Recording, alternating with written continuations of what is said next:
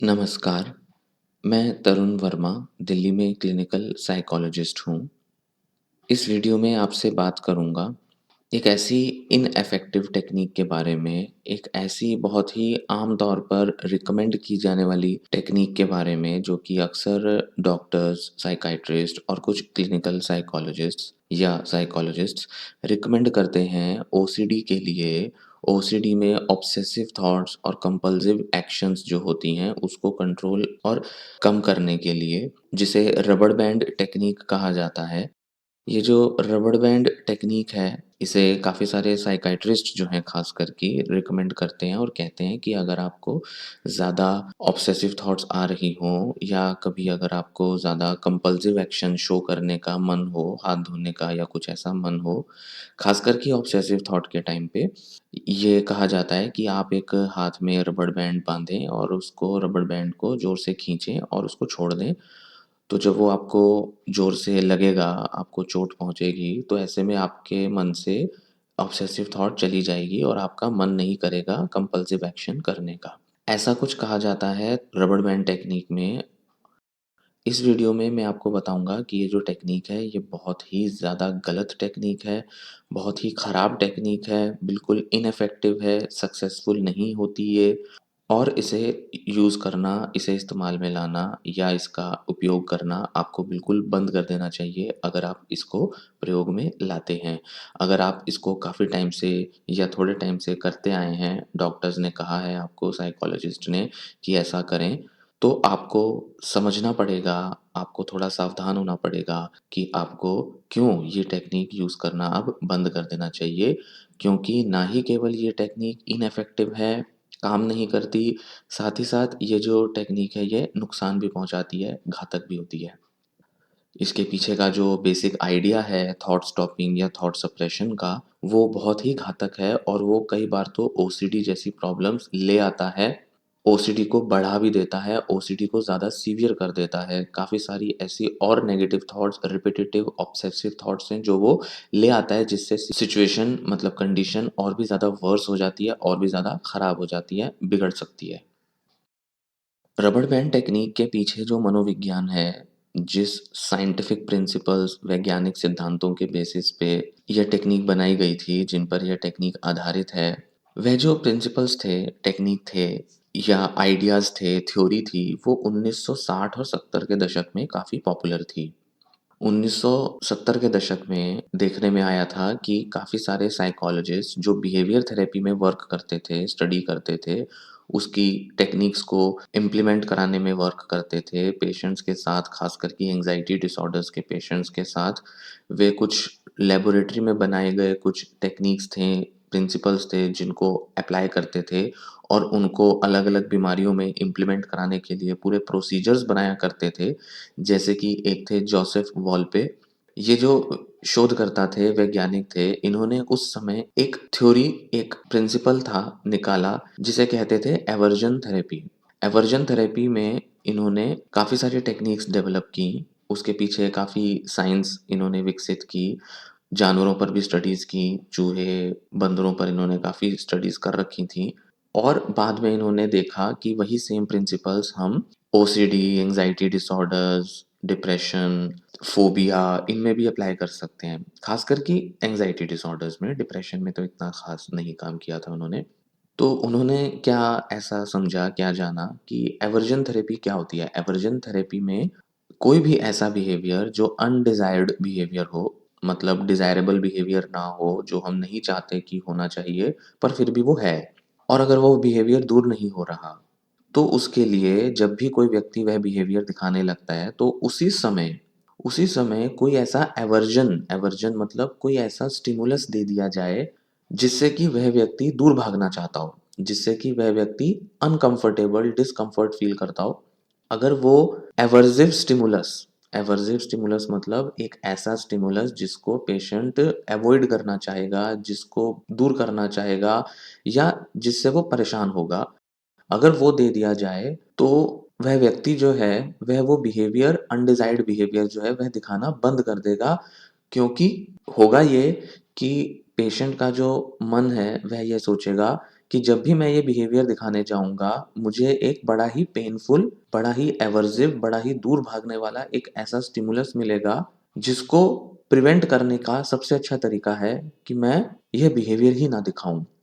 अगर इसको ऐसा मान के चलें कि एक बच्चा है, मान लीजिए वह दिन के किसी समय पर बहुत शैतानी करता है और वह बच्चा जो है दिन के किसी एक समय पर जब उसे पढ़ना होता है, तो वह पढ़ता नहीं है, खेल-कूद करने में वह समय खराब करना या समय बिताना पसंद करता है। तो अब माता-पिता चाहते हैं कि भई ये सही समय पर पढ़े, तो वह क्या करेंगे, एक एवर्सिव स्टिमुलस डाल देंगे। क्या? कि जैसे मान लीजिए कि उस बच्चे का जो फ़ादर है, वह अक्सर उस समय जब बच्चा नहीं पढ़ रहा होता या जब उसका पढ़ने का टाइम है और वो खेलने जाने का मन होता है, वह अक्सर दूसरे कमरे में समय बिताते हैं। पर उस समय जब बच्चा खेलने जाने लगता है, वह पापा उसके उसी के साथ, उसी के रूम में, उसी के जो स्पेस है, पर्सनल स्पेस है, उसमें आके बैठ जाते हैं और हमेशा वहाँ आकर अपना कोई या तो काम करते हैं या टीवी देखते हैं या उस बच्चे को भी अपने किसी काम में उलझा देते हैं। तो बच्चे को पापा का डर है, बच्चे को पापा पसंद नहीं है, बच्चे को लगता है कि इस समय पापा को नहीं होना चाहिए था यहाँ। तो वो एक पापा जो हैं, वो एक एवर्सिव स्टिमुलस का काम करते हैं। पापा का डर हमेशा उसे खेलने जाने से रोकने में मोटिवेट करेगा, मतलब वह बच्चा पढ़ने की तरफ ज़्यादा रुझान अपना बनाने लगेगा। तो पापा की प्रेज़ेंस जो है, वह एक तरीके की एवर्सिव स्टिमुलस है। बच्चे के मन के जो डर हैं, उसको लगता है वह ऐसे टाइम पर एक्टिवेट हो जाते हैं क्योंकि जब भी मैं यहाँ से निकलना चाहूँगा, पापा मुझे डाँट देंगे। क्योंकि आम तौर पर पापा उसे डाँट देते हैं या पापा ऐसे व्यक्ति हैं जो अक्सर बच्चे को डाँटते हैं। तो अक्सर बच्चा मम्मी के साथ ज़िद करता है मुझे खेलने जाना है और चला जाता है। पर अगर उसी टाइम अगर पापा वहाँ पर हों, तो वो एवर्सिव स्टिमुलस का काम करेगा और बच्चा जो है वह जाना ही नहीं चाहेगा। बच्चे के मन में डर होगा। या इसे ऐसे लें, इसका एक और तरीका होता है, जो कि आपने आम तौर पर देखा होगा। सिगरेट का जो डब्बा होता है, उस पर बड़ी ही एक चेतावनी दी होती है, जिसमें एक भयानक सी तस्वीर बनी होती है और लिखा होता है कि smoking is injurious to health, धूम्रपान करना सेहत के लिए हानिकारक है। और वो जो फ़ोटो होती है जिसमें कैंसर की या किसी ऐसे जबड़े की ऐसी किसी प्रॉब्लम की या फेफड़ों की ऐसी किसी समस्या की बड़ी भयानक सी तस्वीर बनी होती है, वह एवर्सिव स्टिमुलस का काम करती है, ताकि जब भी आप सिगरेट पीना चाहें, जब भी आपका मन हो सिगरेट पीने का और आप उस डब्बी में से सिगरेट निकालना चाहें, आपकी नज़र हमेशा उस पर पड़े।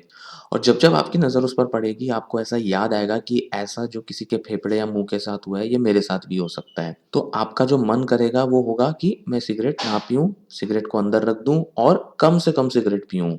तो ये भी एक तरीके का एवर्सिव स्टिमुलस है, ये भी एक तरीके का स्टिमुलस है जो आपको उस समय दिया जाता है जब आपका मन बहुत ललचा रहा होता है अपना कोई काम करने का, मनपसंद काम करने का। तो आपके मन में ललक हुई सिगरेट पीने की, आपने सिगरेट निकालनी चाहिए और इमीडिएटली आपका ध्यान जो है वह उस तस्वीर पर पड़ गया। अब आपके मन के अंदर कभी न कभी तो ये विचार ज़रूर आएगा कि आज मैंने 4 पी चुका हूँ, अब छठी नहीं पीनी, 5वीं नहीं पीनी, 10वीं नहीं पीनी। क्यों? क्योंकि अगर पी ली तो कहीं ऐसा मेरा हालत ना हो जाए। तो आप क्या करेंगे, उस सिगरेट के कंज़म्पशन को कम करने की कोशिश करेंगे। आप बार-बार खुद को याद दिलाएँगे कि आज आप कितनी पी चुके हैं। आम तौर पे क्या होता है, पीते हैं तो फिर पीते ही जाते हैं सिगरेट। यहाँ पर आप खुद को याद दिला पाएँगे कि मैंने सिर्फ़ 3 पीनी थी या 4 पीनी थी, मेरे को और ज़्यादा नहीं पीनी। तो ऐसे में आपका कंज़म्पशन कम होगा और धीरे-धीरे शायद आप अपना कंज़म्पशन ना के बराबर कर दें, बिल्कुल सिगरेट छोड़ दें। तो स्मोकिंग सेसेशन के लिए, स्मोकिंग छोड़ने के लिए अक्सर ये एवर्सिव टेक्नीक यूज़ की जाती है। हालाँकि ये जो एवर्सिव टेक्नीक्स हैं, किसी फ़ोटो का लगा होना या पापा का एक रूम से दूसरे रूम में आके बैठ जाना या अगर पापा देर से अगर घर आते हैं तो थोड़ा जल्दी आने शुरू कर दें।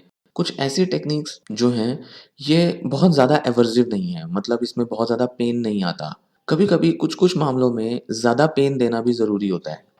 रबर बैंड टेक्नीक ऐसे ही किसी पेनफुल स्टिमुलस पर बेस्ड होती है।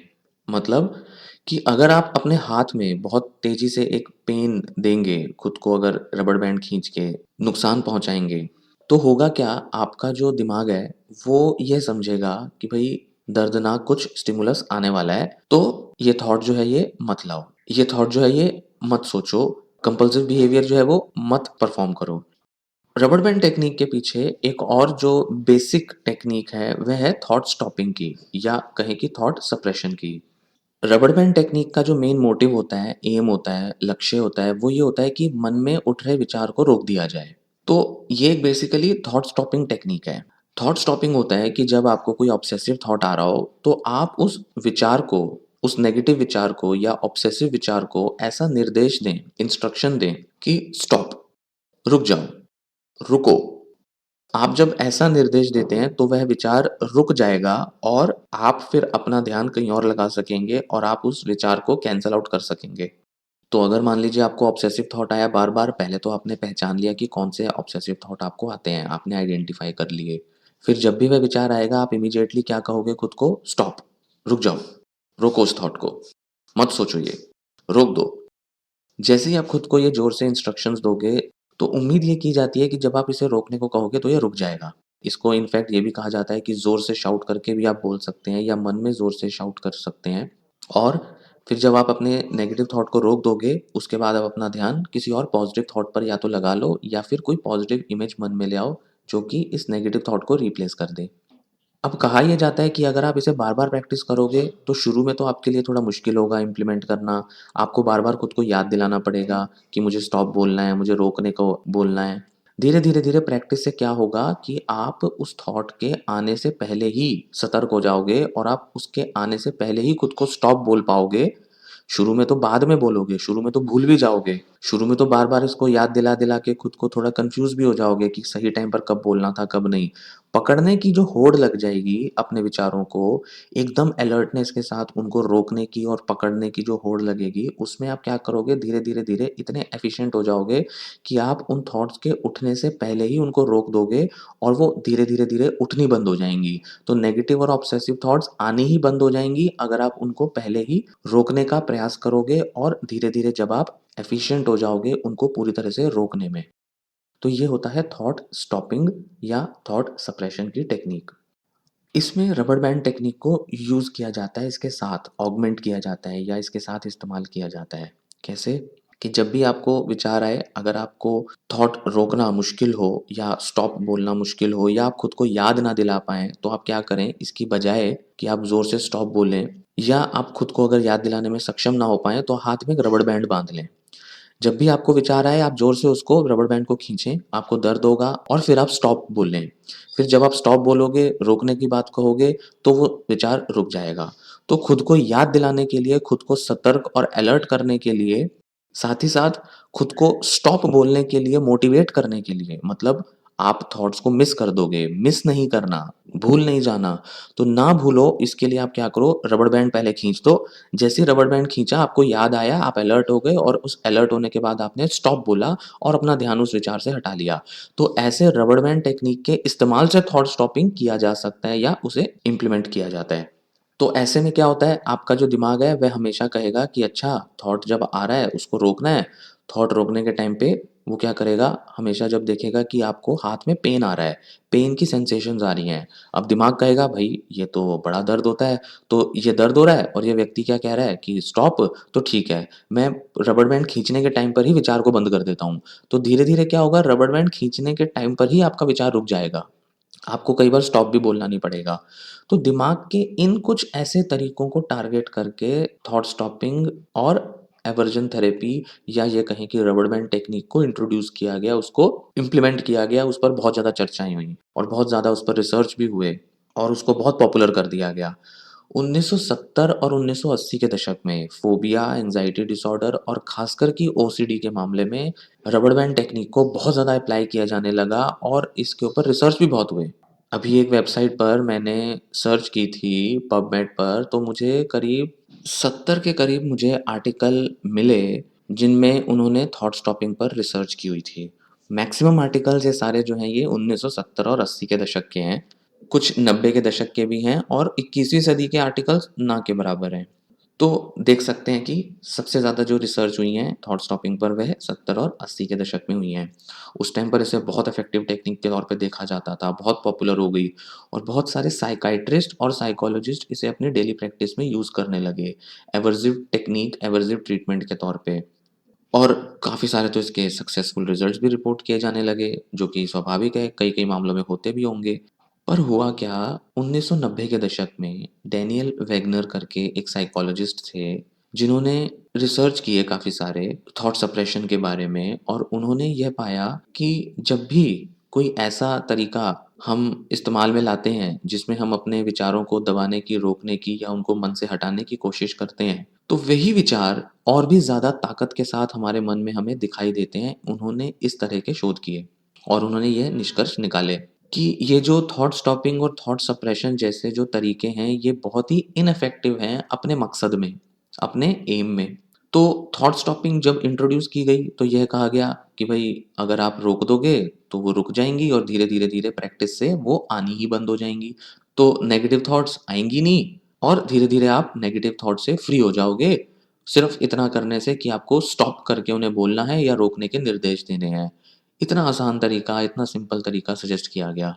तो देखने में तो थॉट स्टॉपिंग बड़ा आसान, बड़ा इफ़ेक्टिव लगेगा, थ्योरेटिकली तो बड़ा साउंड लगेगा, बड़ा स सही भी लगेगा। पर उन्होंने देखा डैनियल वेगनर ने, उन्होंने बहुत सारे रिसर्च किए और ऐसा पाया कि जब हम अपने मन से किसी विचार को हटाने के निर्देश देते हैं या कोशिश करते हैं कि कोई विचार ना आए, तो हमारे दिमाग के कुछ ऐसे प्रोसेस काम करते हैं जो कि और मुश्किल बना देते हैं थॉट को रोक पाना। मतलब जिस वजह से हमने थॉट को रोकने का प्रयास किया था, जिस इच्छा से हम चाहते थे कि वे रुक जाएँ, वे रुकेंगे नहीं। वे और ज़्यादा हमारे मन में हमें दिखाई देंगे और ज़्यादा कूद-कूद के, रीबाउंड करके हमारे मन में वे दिखाई देंगे। तो उन्होंने कहा कि एक आयरनिक प्रोसेस होता है, एक बिल्कुल उल्टा एक प्रोसेस होता है हमारे दिमाग में काम करता है, एक उल्टी प्रक्रिया चलती है जिसमें एक तरफ तो हम कोशिश कर रहे हैं कि विचार को दबा दें, रोक दें, हटा दें। दूसरी तरफ दिमाग का एक हिस्सा है जो बार-बार हमें याद दिलाता रहता है कि भई इस विचार को रोकना है, इस विचार को दबाना है। तो वह जो हिस्सा है, वह जब हमें बार-बार याद दिलाएगा कि मुझे कौन से विचार को दबाना है, कौन से विचार को रोकना है, इस बीच वह उस व्याचार को याद कर ही रहा है। इस बीच मन जो है, दिमाग जो है, उस विचार पर ध्यान बनाए ही हुआ है। उस विचार को हटाने की मंशा से, उस पर बार-बार ध्यान बनाए रखने से, उसको बार-बार याद दिलाने से मन में वही विचार सबसे ज़्यादा दिखाई देता है। क्योंकि वह बार-बार वापस आ जाता है। क्योंकि हमने कहा कि यह विचार आना नहीं चाहिए। अब जब हमने कहा यह विचार नहीं आना चाहिए, तो दिमाग क्या करेगा? अवेयर रहेगा, अलर्ट रहेगा कि कौन-सा विचार आए और कौन-सा विचार ना आए। इस जद्दोजहद में वही विचार सबसे ज़्यादा आएगा जिसे हम रोकना या दबाना चाहते हैं। तो बिल्कुल आयरॉनिक प्रोसेस सा है जो यहाँ पर काम कर रहा है, बिल्कुल उल्टा प्रोसेस है जो काम कर रहा है। तो अगर मान लीजिए आपने इस समय कहा खुद को, जैसा कि डैनियल वेगनर ने रिसर्च की थी, कि सफ़ेद भालू के बारे में आपको नहीं सोचना। 5 मिनट बैठें, आराम करें, मन में जो भी विचार आ रहे हैं वे सोचें।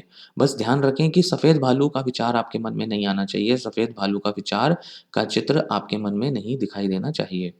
और आप पाएँगे कि शुरू के 1-2 मिनट तो फिर भी आसान होगा, पर धीरे-धीरे आप पाएँगे कि सिर्फ़ सफ़ेद भालू का विचार ही बार-बार दिमाग में आ रहा है। बार-बार आप बहुत ही कॉन्शियस अलर्ट हो रहे हो कि सफ़ेद भालू का विचार मन में नहीं आना चाहिए और ऐसे में सिर्फ़ सफ़ेद भालू ही दिखाई दे रहा है। तो उन्होंने पाया कि थॉट स्टॉपिंग, थॉट सप्रेशन एक बहुत इनफेक्टिव टेक्नीक है। यहाँ तक कि ये भी उन्होंने देखा कि जितना ज़्यादा विचारों को दबाने की कोशिश की जाएगी, वे उतने ही ज़्यादा दिखाई भी देंगे। तो लंबे समय तक दबाना या ज़रूरत से ज़्यादा उनको दबाने की कोशिश करना, मन में उन विचारों को और भी तीव्रता से ले आता है। मतलब ओसीडी में जैसा कि होता है कि किन्हीं विचारों को आप दबाने की कोशिश करते हो। मान लो आपको किसी तरीके की सेक्सुअल थॉट्स या एग्रेसिव थॉट्स आ रही हैं। आप उनको मन से हटाना चाह रहे हो, मन से मिटाना चाह रहे हो, उनको इरेज़ करना चाह रहे हो, दबाना चाह रहे हो और कुछ पॉज़िटिव ज़बरदस्ती अपने को सोचने पर मजबूर करना चाह रहे हो, तो होगा ये जितना आप उनको दबाने की कोशिश करोगे, वे उतने ही ज़्यादा आपको दिखाई देंगे। तो कई बार आपने देखा होगा जब आप बहुत ज़्यादा टाइम कुछ विचारों को दबाने या हटाने में लगे रहते हैं, आपका मन बार-बार उन्हें लाता ही रहता है, रुकता ही नहीं है। आपको धीरे-धीरे ऐसा एहसास होने लगता है कि मुझे अपने विचारों पर नियंत्रण नहीं है, मेरे विचार कंट्रोल नहीं हो सकते, मेरे विचार बहुत हावी होते हैं मुझ पर और मैं सक्षम नहीं हूँ इन विचारों को रोक पाने में और कहीं न कहीं मुझ ही में कुछ कमी है, मैं इन विचारों से लड़ नहीं पा रहा, मैं इन विचारों से जूझ नहीं पा रहा। तो ना जाने ऐसी कौन-कौन सी और ऐसी सोच आपके मन में नकारात्मक सोच अपने को लेकर उत्पन्न हो जाती है, जिसमें आप ना ही सिर्फ़ उन थॉट्स को दबाने में, ख़त्म करने में अक्षम हो रहे हैं, साथ ही साथ आप में ये विचार बनता जा रहा है कि मैं तो ये छोटा-सा काम भी नहीं कर पाया, मैं तो इतनी सिंपल सी टेक्नीक भी नहीं लगा पाया। आपको और ज़्यादा डिप्रेसिव महसूस होता है। तो इस तरीके से ये जो थॉट स्टॉपिंग है, ये जो थॉट सप्रेशन है, ये बहुत ही घातक होती है और आपके मन में बहुत सारी नकारात्मक विचार, नकारात्मक सोच पैदा कर देती है। तो जैसा मैंने कहा कि ये बहुत ज़्यादा नुकसान करेगी, वो इस तरह से नुकसान करेगी कि आपने वो टेक्नीक लगानी तो शुरू की, धीरे-धीरे विचार बढ़ने लगे, विचार और ज़्यादा होने लगे और धीरे-धीरे आपके मन में ना ही केवल वो विचार बढ़ गए जिसकी वज़ह से डिस्ट्रेस आया, उनका तो डिस्ट्रेस आया ही आया, साथ ही साथ आपके मन में हताशा पैदा हो गई।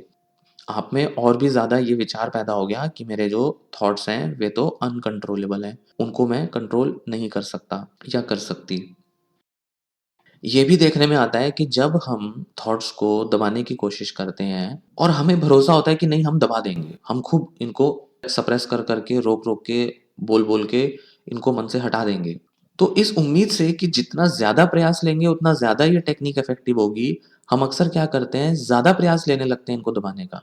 क्योंकि हमारे मन में कहीं न कहीं ये विचार बैठा गया है कि भई विचार को रोकने से, दबाने से वह रुक जाएँगे। तो शुरू-शुरू में हमने प्रयास लिए, हमें लगा भई काम तो कर नहीं रही टेक्नीक। तो हमने सोचा चलो टेक्नीक काम तो करती है, वैज्ञानिकों ने बोला, डॉक्टर ने बोला, चलो इसको और ज़्यादा ज़ोर से इसको दबाने की कोशिश करते हैं, और ज़्यादा इनको मन से हटाने की कोशिश करते हैं। क्योंकि आपका भरोसा बना हुआ है टेक्नीक पे, तो ऐसे में आप क्या करोगे अपने प्रयासों को दिन-ब-दिन और ज़्यादा बढ़ा लोगे। और जो रिसर्च है डैनियल वेगनर के वो ये कहते हैं कि ज़्यादा प्रयास लेने से, ज़्यादा ज़ोर लगाने से यह विचार और भी तीव्रता से आते हैं। इसको रिबाउंड इफ़ेक्ट कहा जाता है। रिबाउंड मतलब बाउंस होके वापस आ गए। जैसे आपने दीवार पे एक गेंद फेंकी और वो गेंद बाउंस होके आपके पास वापस आ जाती है। उसी तरीके से आपने विचार को दबाना चाहा, दूर करना चाहा, फेंकना चाहा, आप फेंकोगे वो दोबारा बाउंस करके वापस आ जाएगी। तो इस तरह से रीबाउंड इफ़ेक्ट होता है जिसमें जितना ज़्यादा आप उसको दबाने की कोशिश करते हो, हटाने की कोशिश करते हो, इस उम्मीद से कि ज़्यादा दबाने से वह ज़्यादा अच्छे से दबेगी, ज़्यादा प्रयास लेने पड़ेंगे, लंबे समय तक दबी रहेगी, ज़्यादा अच्छे से सीखना है तो ज़्यादा प्रयास करने हैं। इस उम्मीद से आप क्या करोगे, आप उनकी आने की संभावना को और भी कई गुना बढ़ा दोगे और भी ज़्यादा वो आपको दिखाई देगी। तो ये होता है थॉट स्टॉपिंग की समस्या और ये होता है थॉट स्टॉपिंग के बारे में सबसे खतरनाक पहलू। आपको थॉट स्टॉपिंग इस्तेमाल में लानी रोक देनी चाहिए क्योंकि इससे आपको बहुत नुकसान हो रहे हैं। आपका ओसीडी भी बढ़ रहा है, आपका ऑब्सेसिव थॉट, आपकी जो ऑब्सेसिव थिंकिंग है वह भी बढ़ रही है। अगर नहीं यूज़ की है अभी तक ये टेक्नीक तो आपकी ऑब्सेसिव थिंकिंग कई गुना बढ़ जाएगी। इसलिए ये टेक्नीक बहुत घातक है। बहुत सारे नेगेटिव परिणाम लाएगी, बहुत सारे नेगेटिव कॉन्सिक्वेंसेस, नकारात्मक पहलू आपको इसके देखने में आएँगे और आप इससे और भी ज़्यादा डिस्ट्रेस में जाते जाएँगे। एक तो विचारों के बढ़ने का डिस्ट्रेस, दूसरा अपने बारे में आपका कॉन्फिडेंस डाउन होना और नकारात्मक विचार बैठना कि मेरे तो बस की ही नहीं है, मुझसे तो हो ही नहीं पाता है, मुझ ही में कुछ कमी है, मेरे साथ तो गड़बड़ ही हो रहा है और मैं कभी शायद ठीक ना हो पाऊँ। ऐसे विचार मन में बैठ जाएँगे। तो ये जो रबर बैंड टेक्नीक है और रबर बैंड टेक्नीक के साथ जो जुड़ा जो एक और मेन स्ट्रैटेजी है थॉट स्टॉपिंग की, ये दोनों अगर देखे जाएँ, इन दोनों को अगर देखा जाए तो ये बहुत ही इनइफ़ेक्टिव हैं, प्रॉब्लम क्रिएट करते हैं, प्रॉब्लम बढ़ाते हैं, आउटडेटेड टेक्नीक्स हैं। इनको अब ज़्यादातर साइकोलॉजिस्ट जो साइकोलॉजिकल स्टडीज़ को पढ़ते हैं, जिन्होंने लेटेस्ट एडवांस टेक्नीक्स के बारे में पढ़ा है, जो अपने पेशेंट्स के साथ सही टेक्नीक लगाना चाहते हैं, वे साइकोलॉजिस्ट इन टेक्नीक्स को अब यूज़ नहीं करते। ये बहुत अनफॉर्च्यूनेट है कि बहुत सारे साइकियाट्रिस्ट इसको बहुत धड़ल्ले से रिकमेंड करते हैं इस टेक्नीक को। सबसे ज़्यादा इसे साइकियाट्रिस्ट रिकमेंड करते हैं। आप किसी साइकियाट्रिस्ट से मिलेंगे, वो ओसीडी का ट्रीटमेंट देना चाहेगा, दवा देगा, साथ-साथ आपको कह देगा हाथ में रबर बैंड बाँध देगा। बहुत धड़ल्ले से इसको यूज़ किया जाता है और हैरानी की बात है कि सालों से मतलब करीब-करीब 3 दशकों से इसे इनइफेक्टिव सिद्ध कर दिया गया है, घोषित कर दिया गया है। घोषित मतलब ऐसा नहीं कि किसी इंस्टीट्यूट ने या किसी ऑर्गनाइज़ेशन ने घोषणा कर दी हो या ये कहें बेहतर तरीके से कि शोध ऐसे दिख चुके हैं, आ चुके हैं, निष्कर्ष निकल चुके हैं शोधों से कि ये टेक्नीक फ़ायदा नहीं करती, नुकसान भी करती है और इसके अलावा इफेक्टिव टेक्नीक्स भी मौजूद हैं। क्योंकि जब डैनियल वेगनर ने और इन्हीं के साथ और भी कई सारे शोधकर्ताओं ने जब कुछ दूसरी टेक्निक्स पर वर्क करना शुरू किया, जब कुछ और इफ़ेक्टिव तरीकों पर काम करना शुरू किया, जब ओसीडी के बारे में शोध हुए, हमारी समझ, हमारी सोच जो है ओसीडी को लेकर वो बढ़ गई। हमारे पास और भी कई सारे थ्योरीज़ और भी कई सारे थ्योरेटिकल मॉडल्स और अप्रोचेज़ आ गए। उनको एक्सपेरिमेंट करके देख लिया कि वे काम करती हैं टेक्नीक्स।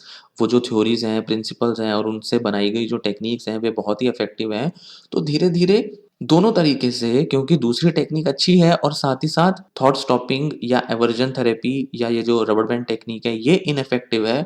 दोनों को देखा जाने लगा, दोनों के हिसाब से धीरे-धीरे डॉक्टर्स, साइकोलॉजिस्ट इस टेक्नीक को, रबर बैंड टेक्नीक को इम्प्लीमेंट करने बंद कर दिए। उन्होंने इस टेक्नीक को इस्तेमाल में लाना, रेगुलर अपनी रिकमेंडेशंस में लाना बंद कर दिया, पेशेंट्स को इसको सिखाना बंद कर दिया। पहले तो इसके पूरे-पूरे प्रोटोकॉल हुआ करते थे, पूरे-पूरे procedure step by step follow करने की इंस्ट्रक्शंस हुआ करती थी।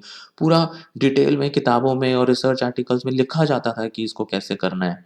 पर ये अक्सर साइंस में होता है कि कुछ टेक्नीक्स जो एक टाइम पर बहुत इफ़ेक्टिव और बहुत लाभकारी दिखाई देती हैं, एक समय के बाद पता चलता है कि वे तो बड़ी ही गड़बड़ टेक्नीक्स थी, उससे तो नुकसान हो रहा था, वो तो साइड इफ़ेक्ट्स ज़्यादा ला रही थीं। जैसे मेडिसिन्स के साइड इफ़ेक्ट्स होते हैं, शुरू में दिखाई नहीं देते, बाद में दिखाई देते हैं और उनको फिर इस्तेमाल में लाना बंद कर दिया जाता है।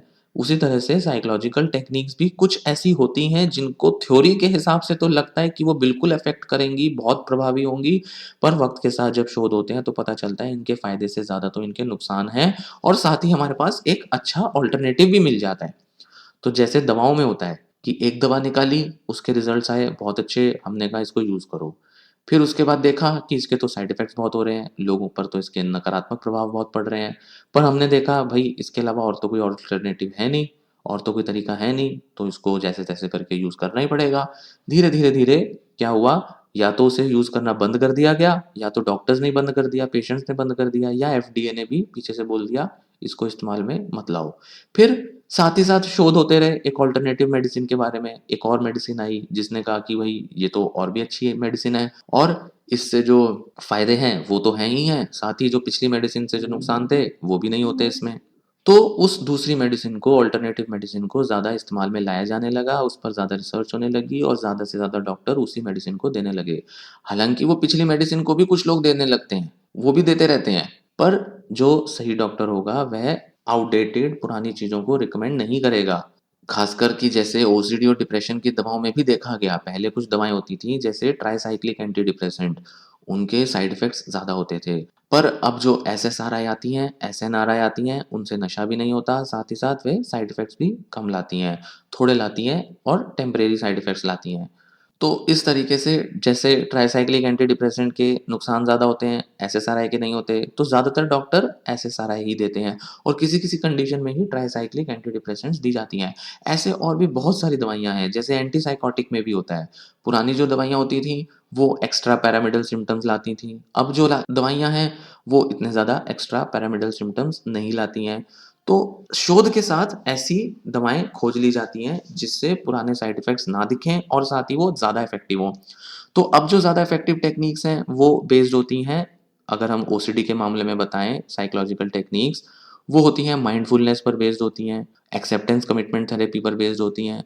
दूसरी कुछ कॉग्निटिव बिहेवियरल थेरेपीज़ हैं, जैसे ईआरपी होता है, एक्सपोज़र एंड रिस्पॉन्स प्रिवेंशन, उस पर बहुत ज़्यादा शोध हुए, उसको ज़्यादा इम्प्लीमेंट किया जाने लगा, उसको ज़्यादा भरोसे लायक देखा जाने लगा और उसके इफ़ेक्ट्स ज़्यादा प्रभावी, ज़्यादा लंबे भी होते हैं।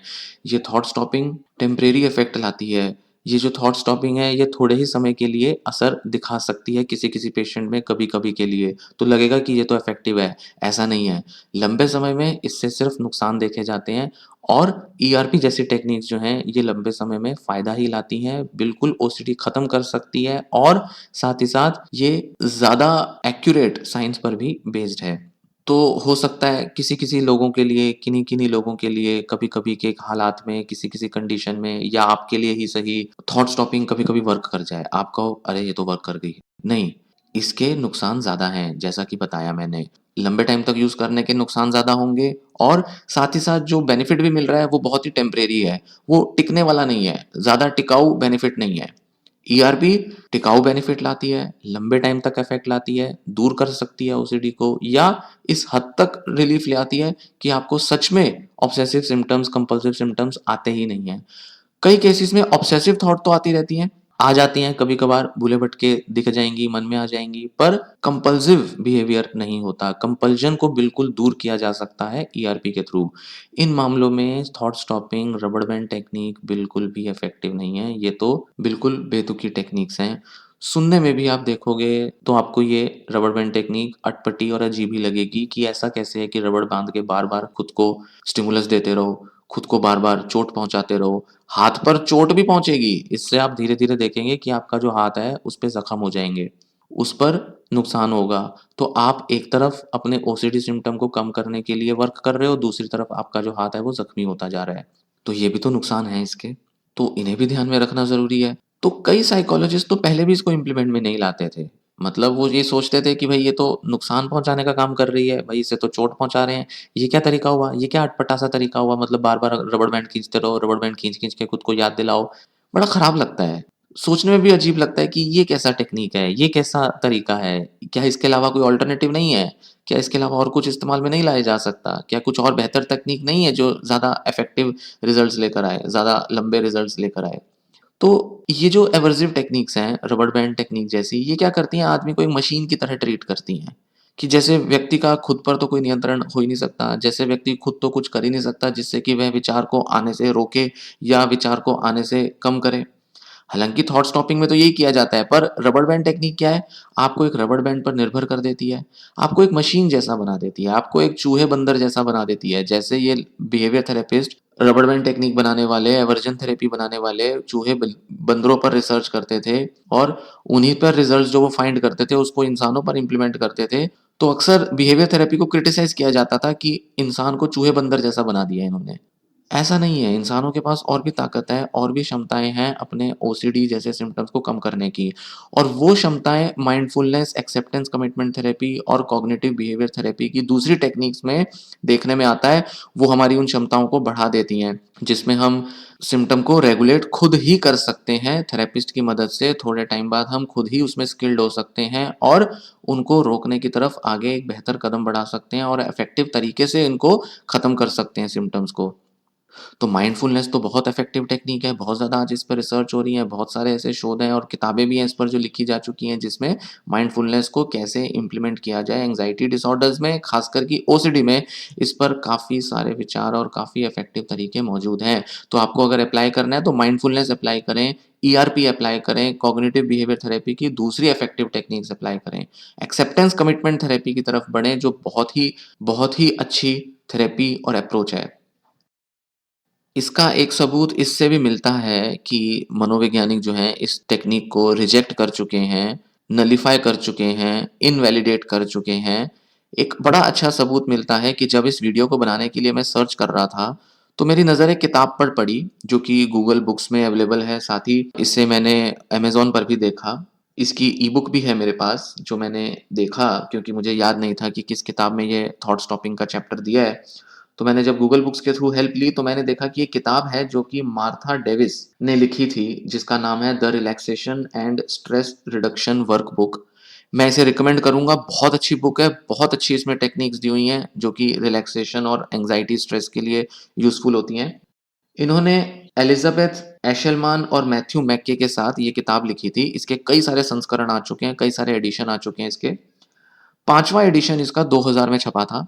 छठा जो है वह 2008 में छपा था और 7वाँ जो है वह अभी 2019 में छपा है। 5वें एडिशन में जो कि 2000 में छपा था, उसमें इन्होंने थॉट स्टॉपिंग का एक चैप्टर डाल रखा है, चैप्टर 13, जो कि आप गूगल बुक से भी देख सकते हैं, आपको देखने में मिल जाएगा। हालाँकि पूरा चैप्टर अवेलेबल नहीं है वहाँ पे, कुछ ही पेजेज़ अवेलेबल हैं। थॉट स्टॉपिंग का इन्होंने 13वां चैप्टर डाला हुआ था। छठे एडिशन में 2008 वाले एडिशन में और स्वाभाविक सी बात है 7वें एडिशन में भी ये चैप्टर हटा दिया गया, इसे रिप्लेस कर दिया गया। उन्होंने ये नोट दिया है किताब के अंदर कि हमने थॉट स्टॉपिंग का जो चैप्टर है उसे रिप्लेस किया है फोकसिंग वाले चैप्टर से। एक और चैप्टर उन्होंने डाला है 13वें चैप्टर की जगह, फोकसिंग। उन्होंने यह खास तौर पे मेंशन किया है कि जो थॉट स्टॉपिंग है वह ज़्यादातर मामलों में काम नहीं करती, इसलिए हम ये चैप्टर बदल रहे हैं, इसलिए हम इस थॉट स्टॉपिंग टेक्निक को रिकमेंड नहीं करते और हम इसकी बजाय फोकसिंग टेक्निक्स पर फोकस करेंगे, मतलब उस पर ज़्यादा बात करेंगे। उसको आपको सजेस्ट करेंगे, उसकी टेक्निक आपको सिखाएँगे जिसमें आप बजाय इन थॉट्स को रोकने के अगर इन पर फोकस करें, इनको अटेंड करें, इनको नॉन जजमेंटल वे में माइंडफुली अगर आप इन पर फोकस करें तो आप ज्यादा बेहतर तरीके से इनको कंट्रोल कर सकते हैं, इनको रेगुलेट कर सकते हैं।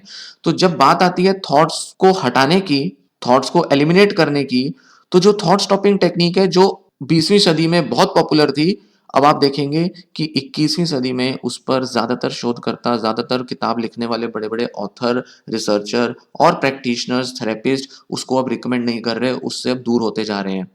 तो उन्होंने क्या किया, 2008 वाले और 2019 वाले संस्करण में भी जो कि मैंने देखा है, थॉट स्टॉपिंग चैप्टर ही नहीं है।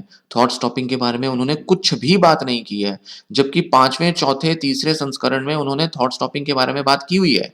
तो कह सकते हैं कि जब से वे किताब लिखने शुरू किए, हालांकि मुझे शुरू के 2-3 एडिशंस का पूरा आइडिया नहीं है, पर शुरू से ही जब इन्होंने किताब लिखनी शुरू की तो थॉट स्टॉपिंग पर बहुत फोकस किया। जैसा कि मैंने बताया था कि 20वीं सदी में 1980 के, 1970 और 90 के दशक में इस पर तो बहुत लोग सोच विचार करते थे।